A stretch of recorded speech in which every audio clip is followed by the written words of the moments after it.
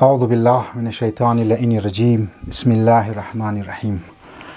ازانی محترم، در منی روایات است در خانه که یا در یک فیملی که گانه باشه، منی خانه زو گانه گوشونه یا گانه زده شونه موسیقی باشه، در منی زو خانه دیگه برکت نیه، در منی زو خانه بلاها مایه، در منی زو خانه دیگه دعاها قبول نموشه، منی زو خانه دیگه ملائکه نمایه. امام صادق علیه السلام می فرماید که بیت الغناء بیت لا تؤمن فیه الفجیعه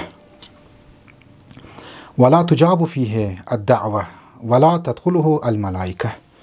خانه ای که غنا یعنی گانه موسیقی، خانه ای که در زو موسیقی باشه دیگه او خانه امن نیست از بلاها، از مصیبتها، از آفتها.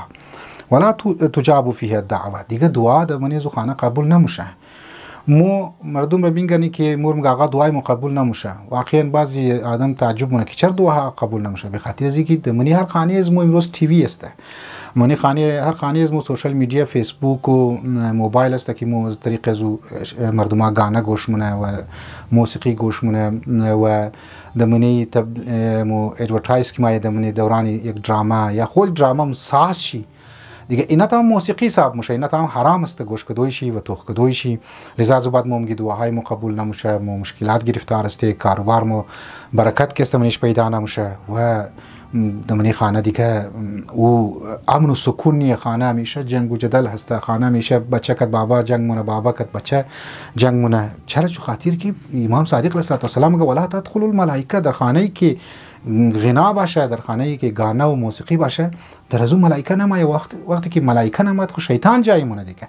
شیطان کی جای کت پس اونجی غلط فهمی ها ایجاد میشه، اونجی کینه ها ایجاد میشه، اونجی دوری ها ایجاد میشه. دیمو این چیزها را باید طرفشی توجه بده. همیتر که وقتی در خانه ما مگم یک خانه را که اعضای خانه بابا یا بچه یا خواره برار مادر است، اونا ما بین خود جنگ جدل مونه و من خزی خانه برکت پیدا نمیشه. همیتر در منی سوسایتی اگر کنسرت زده شده، اگر همیتر منی معاشره اگر محرم و نامحرم در یک جای در نامی مثال که طور پر بعض سیاسی پارتیا کی مونن، سیاسی پارتی مونن که در نامی ثقافت، نام نهاد ثقافت، گانا ناچ و گانا و دنبورا و از این کارها کی مونه. خب منی معاشره میگنی که هم بدبختی مایه، مسئله کرایسیس ها ایجاد میشه، برکت از منی معاشره موره، همدلی از منی معاشره موره، محبت از منی معاشره موره، اختلافات مایه. اگر یگو مصیبت باید زو بعد بجای که مصیبت ختم کنه در جان یک دیگه خو میچسبه. اینها تمام به خاطر امزی است که گناه ها زیاد شده، به خاطر امزی که دمنی معاشره هم از گانه از خانه ها بور شده، دمنی شادی ها هم دمنی سنتر هم ده، منی بعضی حال هم ده مختلف ایونتس و غیره دختر و بچه بایره مقبعاتی گناه را ختم کده ای کارها و زولا با بزناله منی که مو مردم چر ده مشکلات گرفتار هستی، مو چر ده بدبختی ها مبتلا هستی. خب ای بدبختی ها هسته دیگه زنی من از خاطری اعمال از خود موسته، از خاطری گناه های از خود موسته، از خاطری از این موسیقی های حرام است، از خاطری از این مخلوط شدوی محرم و نامحرم ها هسته دیگه.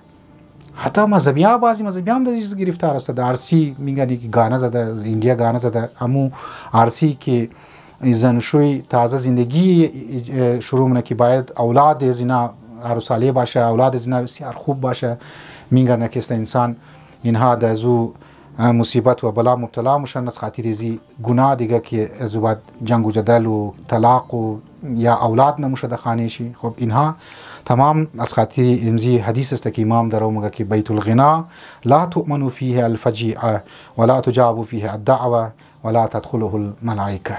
والسلام علیکم و رحمت الله و برکاته.